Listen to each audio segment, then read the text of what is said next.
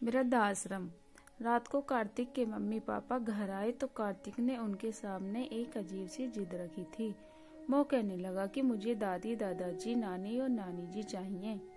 कार्तिक 9 साल का था। उसके मम्मी पापा एक ही कंपनी में काम करते थे। उनके ऑफिस चले जाने के बाद वो अकेला रह जाता था, इसलिए उसका ध्यान रखने के लिए घर में एक नैनी रखी हुई थी। कार्तिक अपने मम्मी पापा की इकलौती संतान था, इसलिए कार्तिक की हर इच्छा पूरी की जाती थी। कार्तिक के पास ढेर सारे खिलौने थे, पर नैनी और खिलौनों के साथ खेलते हुए वो ऊब चुका था। इसलिए एक दिन उसने मम्मी पापा से कहा कि वो लोग उसे छोड़कर ऑफिस न जाया करें और उसके साथ घर में ही रहें।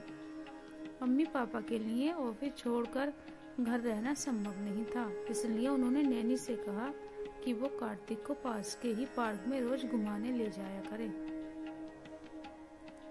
उनका कहा मानकर नैनी कार्तिक को पास के ही एक पार्क में ले गई।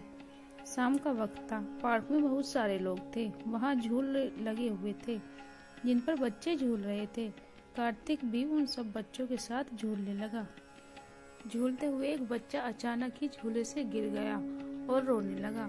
उसको रोता देख उसकी दादी उसके पास आई और उसे गोद में उठाकर चुपाने लगी।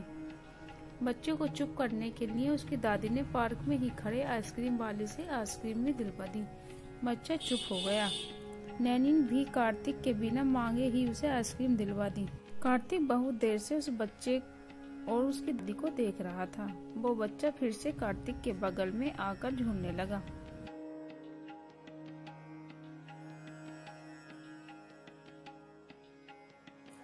ये तुम्हारी नैनी है? कार्तिक ने उस बच्चे से पूछा।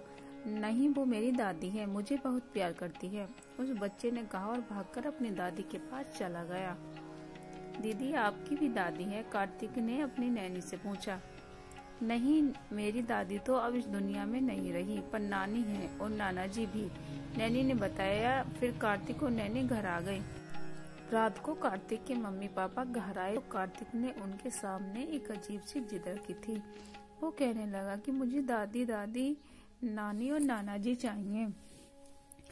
उसके मम्मी पापा उसकी बात सुनकर चौंक गए। नैनी ने बताया कि पार्क में बहुत से बच्चे अपने दादी दादा के साथ आते हैं। उन्हें देखकर ही कार्तिक के मन में यह बात आई। कार्तिक की बात गलत नहीं थी, पर पूरी भी नहीं हो सकती थी, क्योंकि चारों में से कोई भी अब इस दुनिया में नहीं था। और रिश्तेदारों की बात तो उसके मम्मी पापा दूसरे शहर में रहते थे और रिश्तेदार दूसरे शहर में थे। मम्मी पापा ने कार्तिक को समझाने की बहुत कोशिश की, पर वो नहीं समझा। उसने नैनी के साथ पार्क जाना भी बंद कर दिया और हमेशा चुपचाप ही जिड़ा हुआ रहने लगा। कार्तिक की ऐसी हालत देखकर उसके पापा को एक उपाय सूझा। चलो आज हम दादाजी दादी जी नाना जी और नानी जी सबसे मिल लेंगे, कार्तिक के पापा ने कहा। कार्तिक बहुत खुश हुआ। फिर उसके मम्मी पापा उसे एक वृद्धाश्रम ले गए। कार्तिक को देखकर वृद्धाश्रम में मौजूद वृद्ध लोग बहुत खुश हुए। उन्होंने कार्तिक के रूप में एक पोता मिल गया था और कार्तिक को दादा दादी। कार्तिक सभी के साथ खूब खेलता रहा। फिर वो लोग रोज शाम को वृद्धाश्रम के लोगों से मिलने जाने लगे। दोस्तों, यह कहानी आपको कैसी लगी कमेंट करके जरूर बताएं। पसंद आई तो प्लीज वीडियो को लाइक कीजिए, चैनल को सब्सक्राइब कीजिए। धन्यवाद।